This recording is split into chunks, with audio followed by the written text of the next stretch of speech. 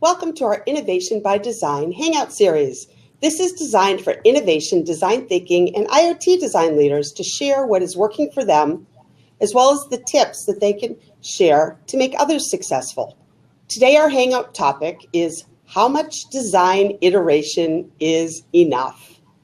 It really is hard work to create the perfect product, as we all know.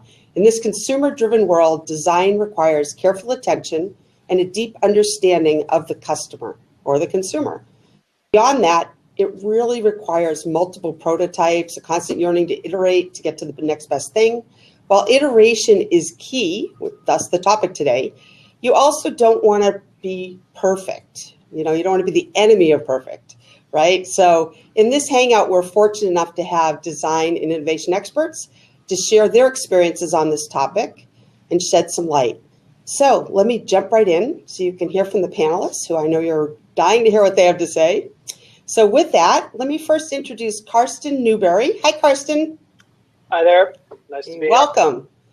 Karsten's VP and General Manager for Software at Gerber Technology.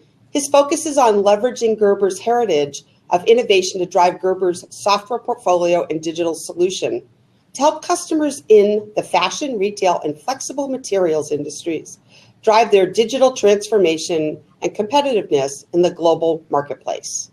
We're very glad to have you, Karsten. Glad to be here. And now we have Nate. Nate's done this before, so he's an old pro.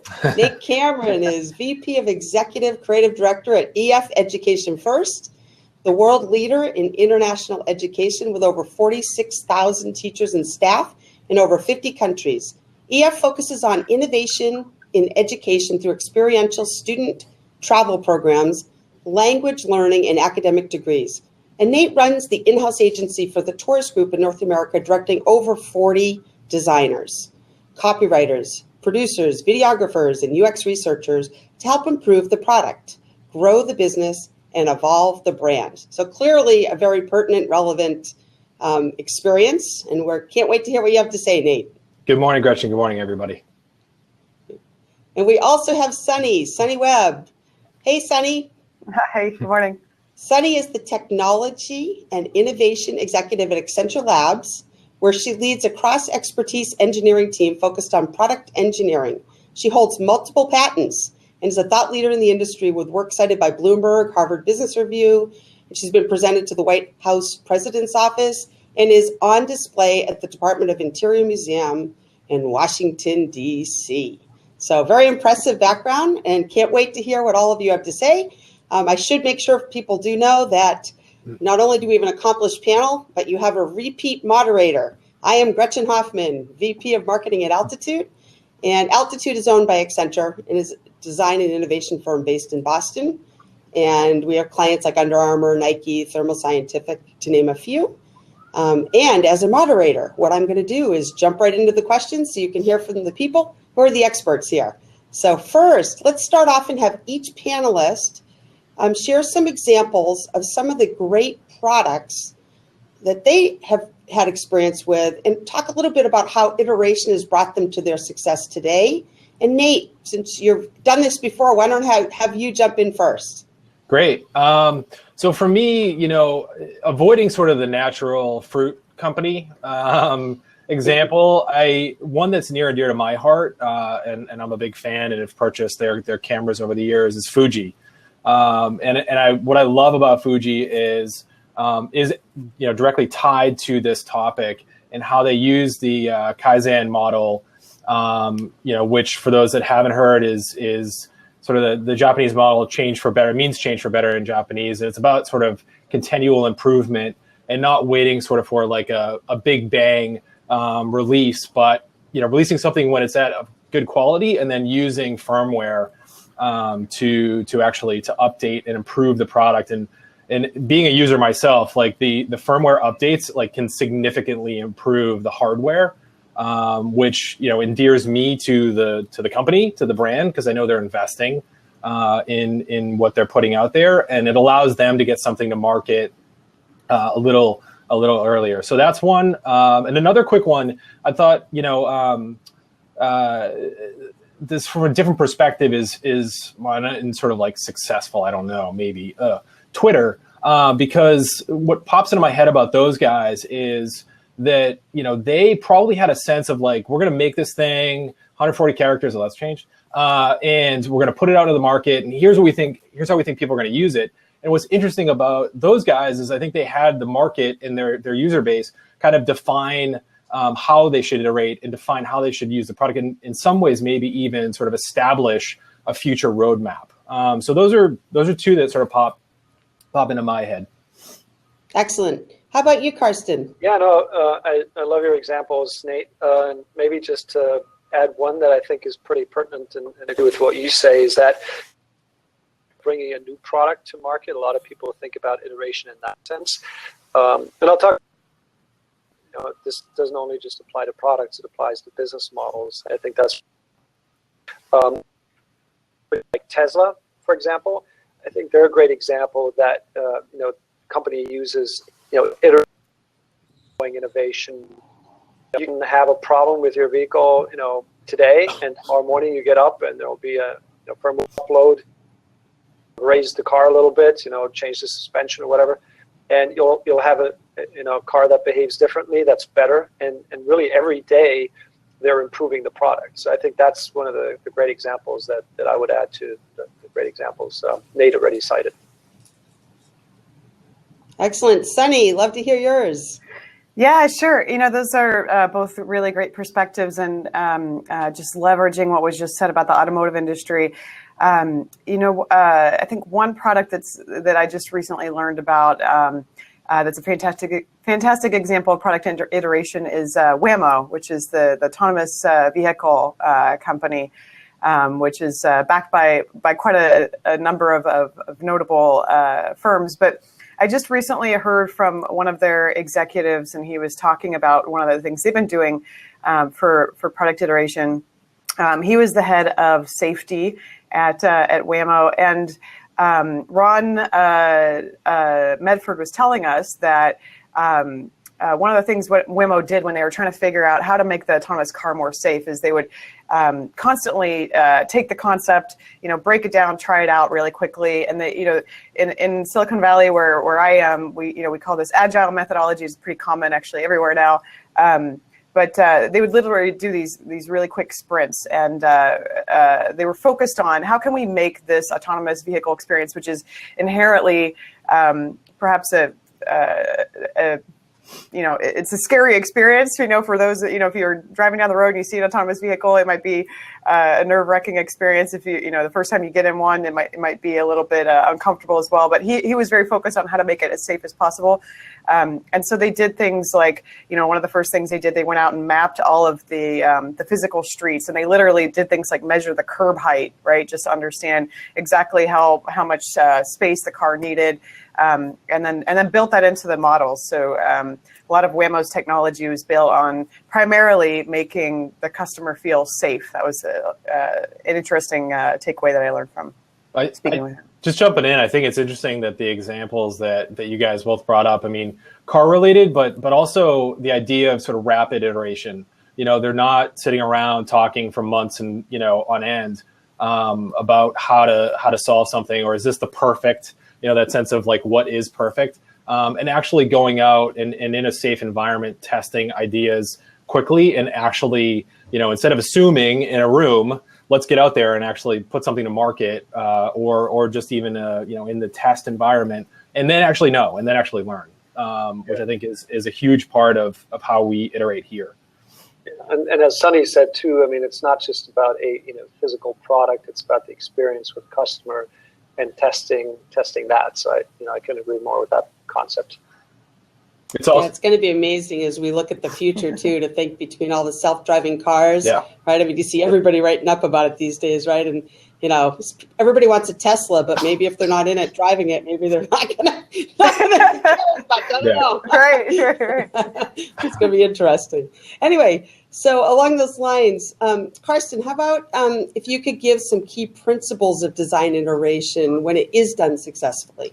Yeah, no, I mean, it's really along the lines of what we were just starting to talk about. I like to think of this in kind of three main ways. The first one is really customer. Starts with great technical ideas and so forth. you really have to figure out, what technology is useful and helpful. And at the end of the day, most companies do have a purpose, to make a little bit of money or at least feed their employees. So, want to understand how technology, iteration, and innovation can help your customers and who really your customers are, how they behave. So, really start with the customer in mind. I think is one concept. If you engaged with some of the folks around Lean Startup and that I would call it movement. They really think about how do you make the first customer really love what you do, and then from there you can find more like them.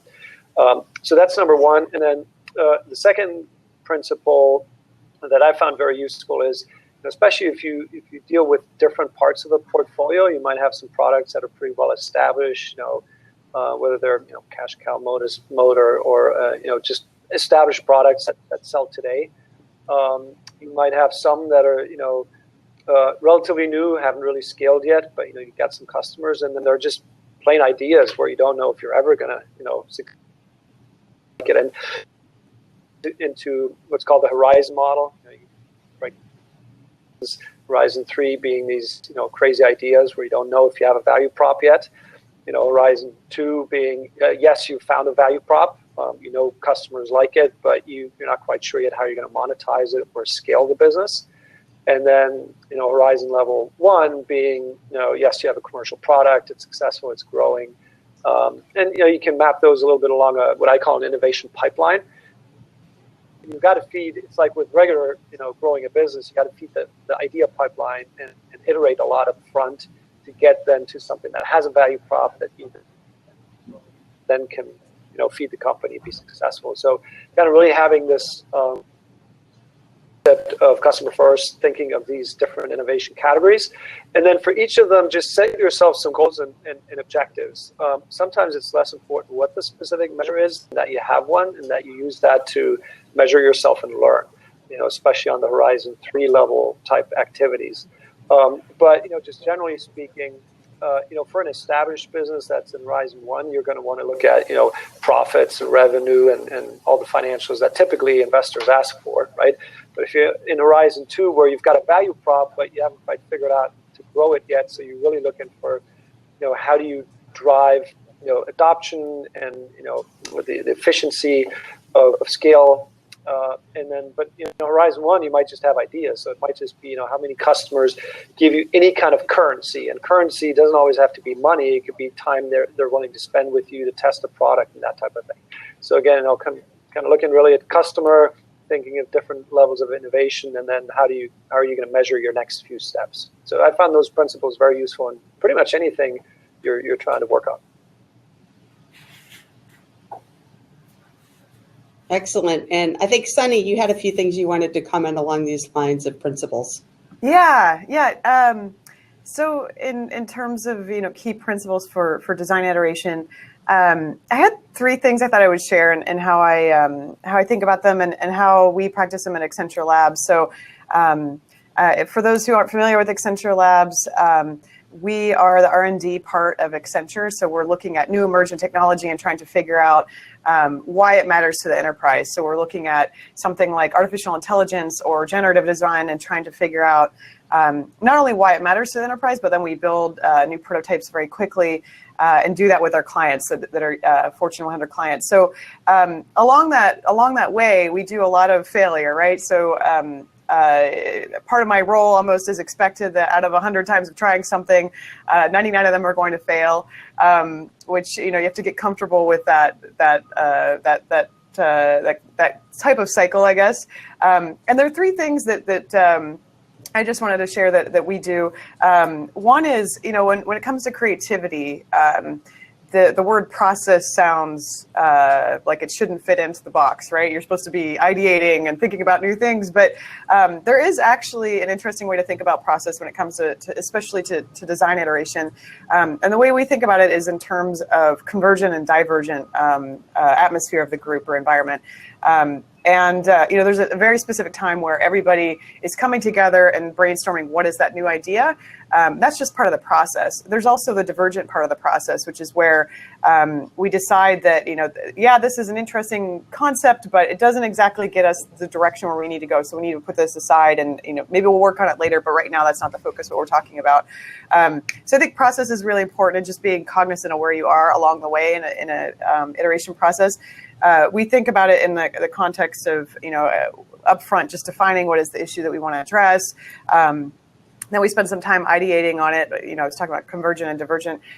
We prototype it really quickly. We test it. We tear things apart. And then up front, something that we spend some time on is looking at how to empathize with the end user. So empathy is this, I think I would say in the past 5 years has become more and more important, especially with the clients that we're working with. They want to understand that what we're working on really resonates with their end customer.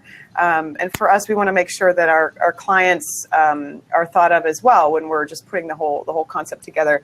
So that's the first point around process. The second one is really taking a stance of bias towards action. So instead of thinking about something, right, or being in an ivory tower and researching it, really like getting into it and building something new, right? The bias towards action. And then the third piece is show, don't tell. So rather than talking about the idea, really showing what it could be, right? And helping bring the team together and build consensus. Those are three things that we use quite often in labs. Yeah, I think that's a great point. It's like, just do it and show people. 100%. But in the same token, the people could be the users, not your internal customers, right? I mean, I think as Karsten says, it's really important to make sure it's your customer who's at the hub and the center of why you're iterating. Yes. Yeah, and sometimes you also learn about you may have one assumption about who your customer or target audience really is, and as you display that customer empathy, get out of the building and really engage with them, you notice that certain groups really love your concept and others may not, and that helps you then change your approach, or abandon it or iterate and persevere, so to speak. So yeah, that customer empathy, I would agree, Sonny, is super important. Absolutely. Well, let's do a little flip here and talk about the there can be aha moments, but now let's talk about the uh-oh moments. So what are some of the uh-oh indicators to watch for when really it's being done unsuccessfully? Because sometimes that helps you know whether you keep going or not, right? As Sonny talked about, failure is okay, but at what point do you end it too, right? So Nate, do you want to jump in here? Yeah, absolutely. I mean, I think what you were saying, as far as sort of leaning into action and delivering stuff and having something to sort of look at and point at, whether it's a digital product or actually a physical product, that's iteration. If you're spending a lot of time in meetings talking, and you're kind of cycling around the same things, that's not iteration. For us, we work, part of my team works in Agile, and we work in 2-week sprints. And there will be times where we're in our third or fourth sprint review, and we're kind of talking about a similar thing. And that's a point for myself or some of the other leaders in the room to help coach the team and guide the team to make a decision and then move on. I think we have a good sense for iteration here, but you still find those moments where people are kind of a little indecisive, or they're like, we don't know if we can. Right. And those are those key indicators. If you're having the third or fourth conversation, you're like, this sounds like the thing we've talked about, then you're not iterating the right way. Another thing I've started to sort of talk about with the team here is what I've called iterating towards obviousness. And what I sort of mean by that is, the team starting and it could be that they're just not comfortable. There's not maybe it's not an environment or culture where the safety and support is there. And they start kind of back with and maybe you have to do that strategically, right? So maybe there is a little bit of a thing like, okay, understanding this executive or this, customer, whatever it is, we kind of have to start with something that's a little bit safer. But based on market research, customer insights, their own professional experience, which let's not forget, like hopefully you're hiring people, you have people on your team that they're there for a reason because they're super smart and talented and capable. And they also have a perspective on where we should start, but let's start with the obvious. Let's not do, we had a thing, as an example, we had a thing recently where, we're looking at bringing some, it's a super simple, crazy simple thing. We're looking to bring in some sales staff onto the site. And we decided to run a split test around, just the copy and the button versus a human face. And it was a point where I'm like, why did we even need to run that test? Literally every heat map test in the history of time, I think even like cave people knew this, like we're drawn to human faces and that's going to perform better as it did. And that was a moment for us where it was like, it's super obvious. Let's start with that and then iterate off of that point. So those are just a couple things that kind of pop into my head. Yeah, Nate, I would agree 100%. You're asking yourself the question, is the experiment you've designed or the iteration you're doing, if you're not going to really learn something or you feel you're going to learn something, why do it in the first place? I would agree 100%. Yep. Hey, Karsten, just real quick, I don't know if your microphone is leaned up against, so just make sure it's clear. Is this a little better? Thank you. All right. Yeah. I'm doing that on purpose. Thanks. Of course not. Sunny, is there anything you'd like to add on this, or? Yeah. So when do we know it's not where we are? I also like to be cognizant of looking at the team and just seeing if they're into the idea and if it resonates with them, if they're backing it. You can tell if someone's like wholeheartedly into the idea and it resonates with the team as well. So that's something that's really important. But I agree wholeheartedly with what Nate and Karsten mentioned.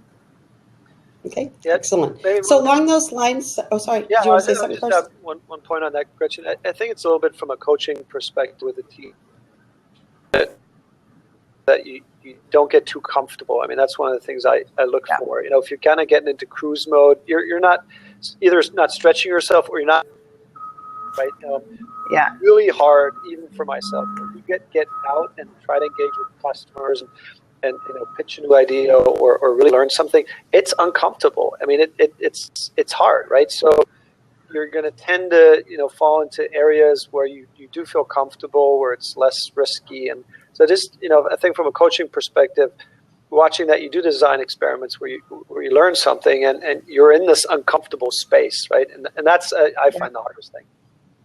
Yeah, absolutely. I think building on what you were saying, Karsten, like just making the team comfortable in the idea of failure that's a subtle but very important part of it, right? Like letting them know that if something messes up, that's okay and it's kind of expected because we're in this iteration process. That's really important. We have this funny thing we do where if we make a big mistake, we go ta-da. Because we want to like celebrate the fact that we've learned something new along the way, and it's led us to some really big breakthroughs in a lot of unique areas doing that. I think a lot of iteration, a really solid iteration, depends on the environment and creating a safe environment and letting people know this is the expectation, and then following through as a leader, like following through on that, and not just it's not just lip service. And then we have a pretty awesome environment. I mean, I'm pretty fortunate. I've been at places where it's been a super tough environment for iterating, and I'm sure there's a lot of people listening and they're like, cool, this sounds great. How do I do it at my place?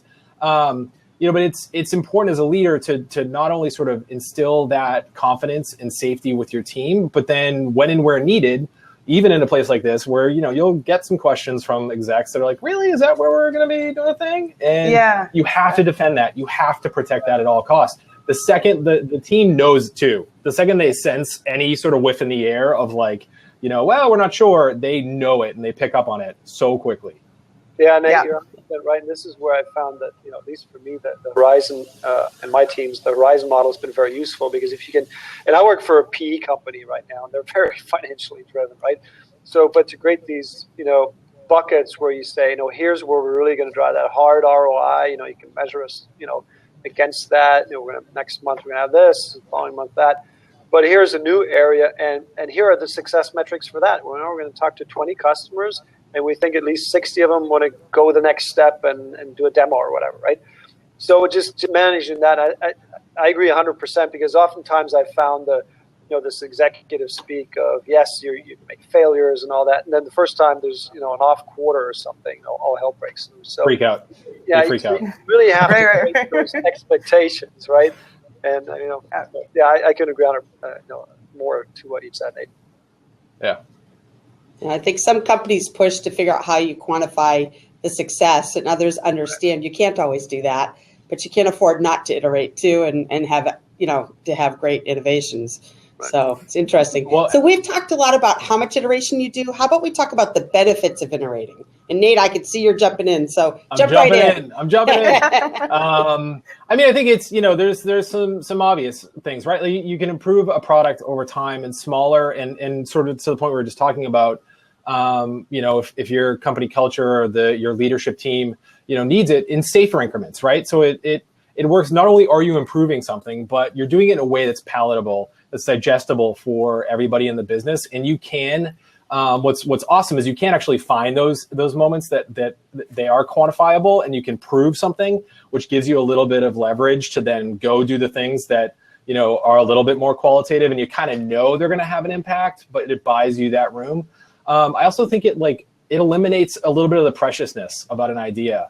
And if you're moving towards action and you're moving towards let's work on this, then let's try it out. Let's test it. That might be valid, maybe not, but let's go out and see what that's about. And then I think I was talking about with Fuji, the customers get to experience something depending on what how you define product for you and your business sooner. They get to experience a newer thing that's improved, hopefully, right? That's the idea. And then that continues to grow the relationship with them, and they're seeing that you're invested in their experience, and that you care about them and you care about the product, and hopefully they return the favor and you just have, continue to grow your evangelists, right? So.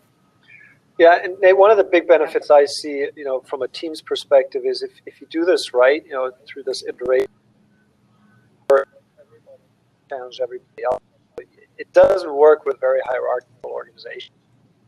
You're really putting the whole team into the driver's seat, really, if you do it right. So that's one of the big benefits that I've seen, in this approach. Right? Yeah, I couldn't agree more, Karsten. I was thinking about an example where we're going through some of the iteration this past year, and some of the big benefits that came out. So just to set the context, what we were trying to do is build some new space around the autonomous vehicle industry. First of all, this was a brand new space for anybody in our lab. We hadn't worked in autonomous vehicles before, so we didn't have that deep expertise to exist or to start with as a foundation. Second of all, this is such a hot moving space. I mean, if you just open up any major publication today, it's all over the newspaper of who's moving in that space, and it's all the biggest and the best. And so how do we compete in that space, right? It was a little intimidating to even figure out how to get started. But we said, hey, look, we're going to do this, and we're going to be scrappy, and that's okay. And we're going to embrace failure, and we're going to do ta-da a lot, right? It's going to happen. But we set it up with starting off with the question of what's that frontier look like that we could redefine, and we decided to focus on the vehicle seat for a number of reasons. And we took the seat, we started hacking apart. We thought about the question of if we could hack any of the data out of the seat, if the seat had an API, what would we do with it and why? And that was our complete focus. And we gave ourselves 6 months to build something brand new. We just had really tight timeframes, but embracing the fact that we were going to make mistakes the entire way along this process.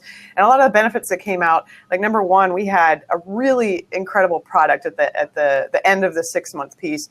To the extent when we shared it with automotive companies and OEM suppliers in the space, their first question was, how long have you been working on this? We would say 6 months, and their eyes would get really big because they were impressed by how far our team was able to push this.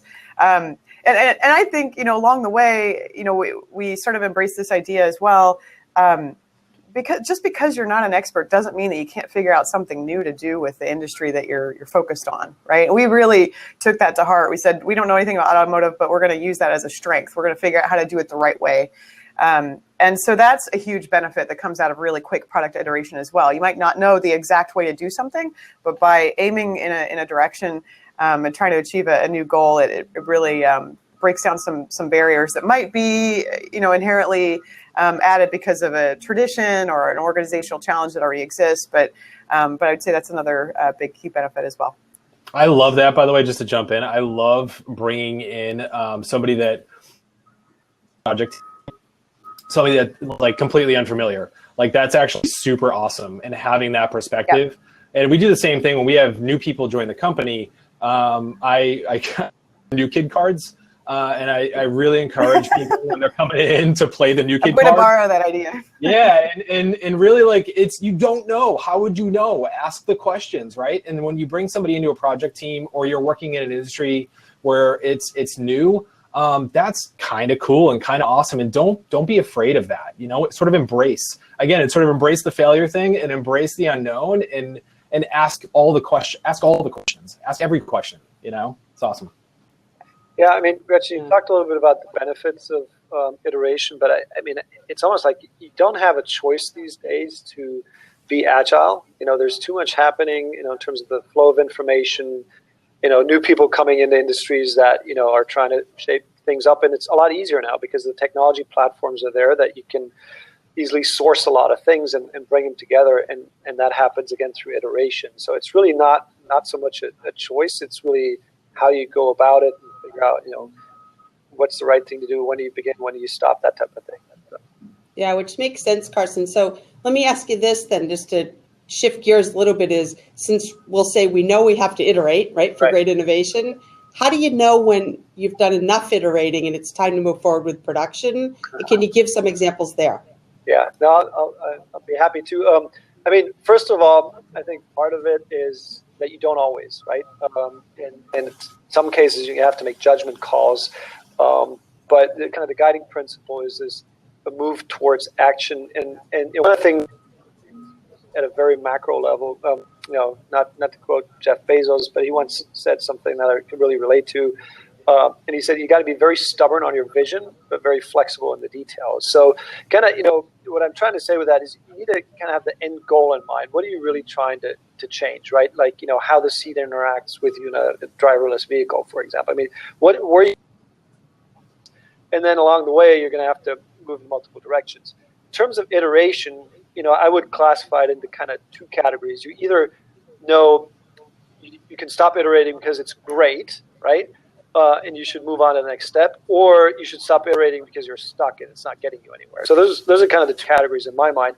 The great, what I always try to look for is, if the customer tells you, when can I have this, or how soon can I get it, you're really onto something. And that's when you need to push it forward and try to get something to market rather sooner, right? If you're not getting any real either negative feedback or any kind of, feedback that you can interpret in any way, you're running down the wrong track too. You're not getting anywhere. So those are kind of some of the two tests that I use. And then again, back to what metrics have you set initially for yourselves, and whether they're always right or not doesn't matter so much. But if I wanted to go out to 20 customers and I wanted to get an indication from 15 that they wanted to move to the next step with me, and I'm only getting 3, let's be honest, it's not getting where we wanted to, so we got to redesign it in some way or do something different. So those are some of the principles that I use or our teams use. I think it's a great point, but I also think too, Karsten, when you say that even if you go to market and it's a really successful product, right, you still can be looking at what iterations you're going to do, right? So it's not one and done. No, 100%. Right? Yeah. And I don't know. 100%. I stole your seat example, Sonny. I'm not sure how you think about that. No, that's great. Perfect. So it's awesome. I think for us, just to jump in, for us, it's simple. I mean, when we, at least at the scale we work at, when it delivers more value than what we have live today, we use that as a, sort of a, I mean, I guess just to sort of generalize, I mean, it scales obviously given the project, given the goals, given the customer, given et cetera, right? But I think as a general rule for us, when we have hit that threshold of, is it better than what we have today? And is that going to deliver value to the customer beyond what we have live today? Then yeah, let's ship it. And then let's iterate off of that. And that allows us to keep momentum going and to not get super precious, and know too that we have actually delivered value and we can feel good and the team feels good about that. And then it's not perfect because, by the way, what the heck is perfect? But that's a whole other webinar. Come back for that. Right, it's perfect. I like that one. See how this works. Yeah, but that for us, that's the threshold. Is it better than what we have live today? You brought up a thought, and I'm not sure, Gretchen, I'm answering your question 100%. But I mean, to me, this question of when are you done and when should you kind of either make the product or ship it is kind of the wrong way of. To me, it's almost is, you start selling day one. So in some cases that works very easily. You saw software companies doing this, or even now Tesla. I mean, to use, they've sold a ton of vehicles without having made a single one, right? And so, how do you get to the point that you can actually sell something? In our industry, we provide technology. Gerber Technology provides software and equipment for the apparel industry and related industries. And, you see a lot more of our customers and brands now selling products online that, won't haven't been made yet. They can be digitally printed on demand or other things. That's where the industry is moving. So this notion of being very customer driven, creating products, selling them, and then making them, I think is one concept. And then the other one I also try to think of is, keep throw something out there right away. Work with a prototype, something early that you can get to a few customers who don't need it perfect. The early adopters, whatever. If you into Jeffrey Moore, but that really don't have a problem. They're very focused on, yes, I want to have the latest, greatest, and it doesn't have to be perfect, right? Get it out there and then keep making it better. And so I think this concept of, think, develop, take your time, and then at the end of the day, make something and then sell it is really backwards in today's world. So along those lines, I know, Sunny, I think we talked earlier a little, are there any more criteria that haven't been mentioned that help when that stopping point is, or so that stop iterating and now let's manufacture? Yeah. Wow. So many great things have been mentioned right here. I was just really reflecting. I couldn't agree with them more. I think, we talked about process. We talked about hitting metrics. We talked about a lot of different ways to iterate and make sure it's going in the right direction.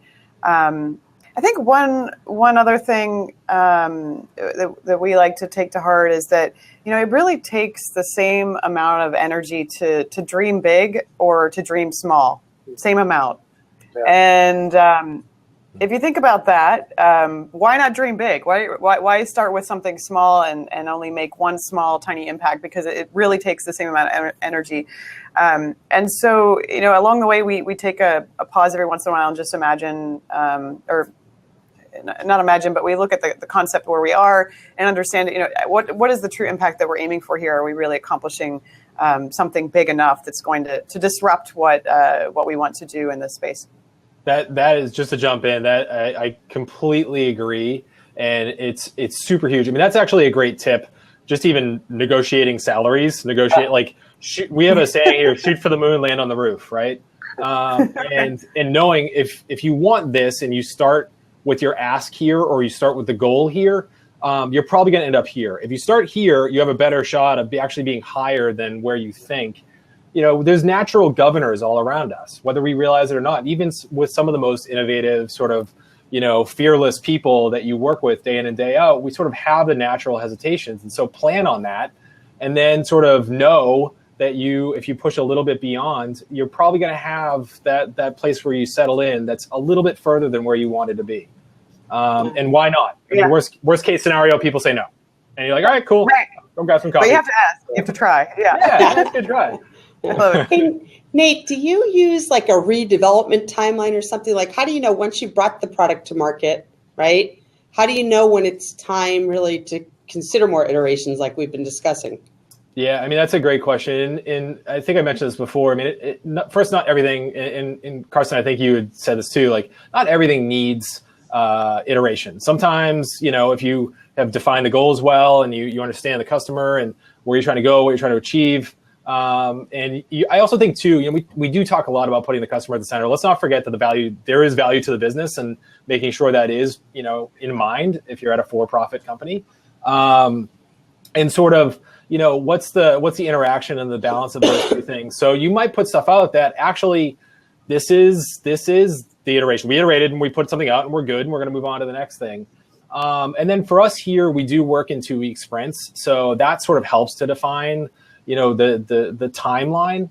And we do that actually more and more. We're doing that in non-tech areas of the business, which is super interesting and cool to see how sales teams and how other teams actually adopt Agile. It's super fascinating. But sort of around the same 2-week timeline of like delivering something, shipping something, whether that's, technology or it's a PowerPoint, a presentation, a training, whatever the thing is. And that helps to give sort of at least definition on expectations on when stuff's going to be done. And then, it's a challenge on I guess the ROI of iteration, how much to invest here and why. And, doing this at a 10 out of 10 or making this an A+. A+ is fluid, right? The 10 out of 10 is fluid and adapts based on, the customer need, based on the business need. So you scale your iteration and you scale your timeline based on that. And you also might have things where we're going to put it out into the market and we're going to see how our customers play around, interact. If you have a UX team like I do here, you want to give your UX team time to gather information and data, and you might actually bake in, we want to have a 3 or 6 or 12-month window to see what the market does with this thing. I don't know. Those are just some I think that last point is really important. I mean, sometimes you have to make a bet, right? So, for example, we had a software line when I was still working at Siemens that, we wanted to, we were selling through a regular sales team, but we wanted to leverage e-commerce, right? Well, if you want to go there, you can run a lot of experiments and so forth, but at some point you're going to have to put in some money to build infrastructure, right? And it's easier today than it used to be in the past, but I mean, I'm using that as an example to say sometimes you have to make some investments and believe in where you're going. And it's a little bit of a kind of self-fulfilling prophecy too. It's really what do you stand for? Why do you want customers to love you? And then if you iterate around those things, invest in certain platforms, so to speak, and build things around that clear, crisp, differentiation that you want to drive towards, that's when things come together and start working, right? But it's not be happy and at some point great product will come out. Sometimes you have to make some bets. I love those examples. I just hopping in, I just recently heard the story of how Airbnb was founded. I don't know if all of you have heard this, so stop me if I'm repeating something you have, but if you're familiar with Airbnb, the story of it, they called it Air Bed and Bed at the beginning of this this company, and they were trying to talk their hosts into allowing people to come stay in their house or their apartment, and they're trying to talk people into going and staying in these strangers' homes, and it was just like a really bizarre business model, and they were having a hard time getting their customers to both sides, the hosts and the guests, to participate in this model. But they would go do things and they would take the customers out and just try to get them really excited about their product.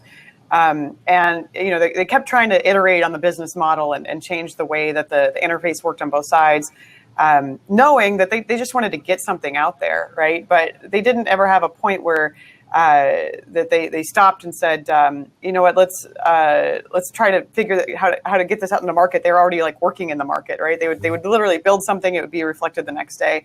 The funny story that they've shared is, they're having a hard time getting started. So they said, well, we're in DC. It was up to the point of the Obama election, and they knew they were going to make it big. So they thought they could start to play off of this thing. They went and bought a whole bunch of cereal and they rebranded them as Obama-O's. And they used this to entice their customers to stay. They said, if you stay at one of our locations, you'll get a box of Obama-O's. Okay. So this is completely scrappy. They weren't sure that this was going to work. But they ended up completely selling out. They had they made it exclusive. I think they were charging $40 for a box of cereal of these Obama-O's. It was literally, they took Cheerios off the shelf and then put Obama-O's on the front. Okay.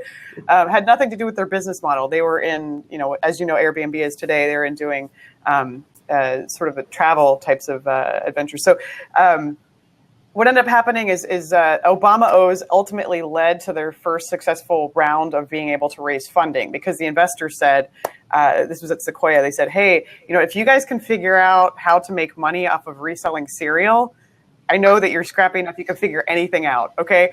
So I think that's a great example of, it doesn't have to be perfect, but just proving that you're trying things, you're trying new things that may or may not complement the business model. I think perhaps someone staying at Airbnb, if they got a box of cereal, that you can make the argument that it does because they're going to eat breakfast there. But just trying out new things and knowing that you're making progress in the right direction is a good way to go.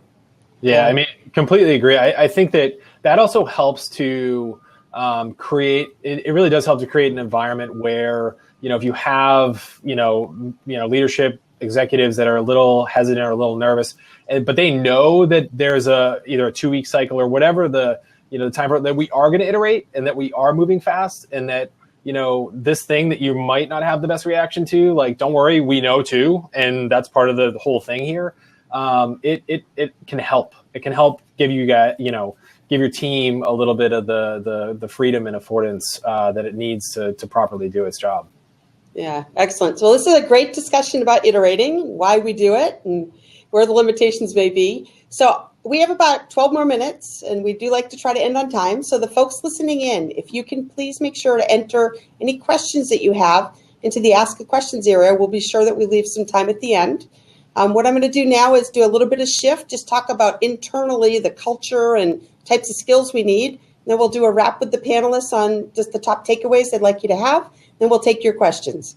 So with that, Nate, I'd love to hear a little bit more on, culture. Does the culture to embrace continuous change need to be across the company? How is internal acceptance achieved? You kind of referenced it a little bit, but would love some specific thoughts there.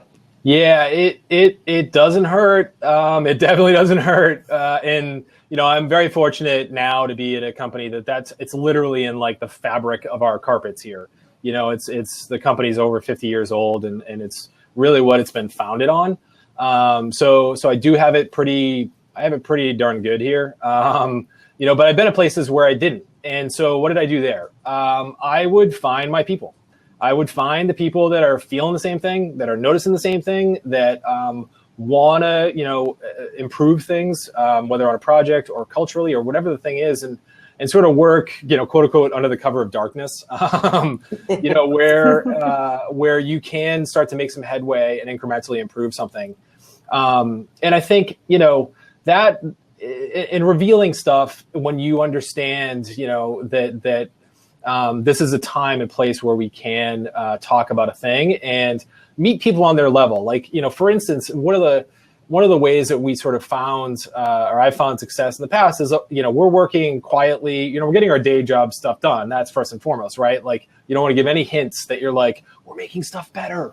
And then when you're ready, meet people on their terms. Cause like, who doesn't, if you have some boss or somebody who's like, really frustrating or limiting, or you're like, we're just trying to improve stuff. Who doesn't want to actually increase sales? Who actually doesn't want to like retain like hard-earned customers? So if you try and find the right angle and you find your people, then I think, I've been at places where I've tried that, and to be perfectly blunt about it, I've hit a wall. And those places do absolutely exist. And there's probably people listening in. They're like, yep, good luck with that. But I think it's to me, it's always been worth a shot. It's always been worth a shot. And when I find my people, and you start, actually, I think the other key thing is start with little nibbles, right? Don't take bigger swings. Don't take bigger bites until you build that confidence and earn the trust and earn the respect. And I will say, like, it is actually on you. I think a lot of people will point to the execs and they'll point to, oh, my manager's on the list, or the president of this doesn't want that. Like, that's kind of on you to help change their perception and help bring them along. And when you start to feel that sense of ownership and responsibility, and you have a few other people around you that can invest in that, it's pretty powerful. And then worst case scenario, you've got some cool people and you've built a network that will carry you in your career.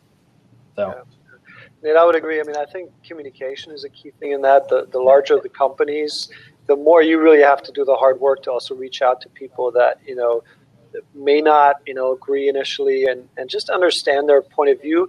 also just sometimes just giving people a heads up. We know this is going to break some things. You're going to get orders for something funky that we haven't set up in ERP or whatever. I'm going to need your help. It's going to be a little hard, but we're trying to learn and figure it out.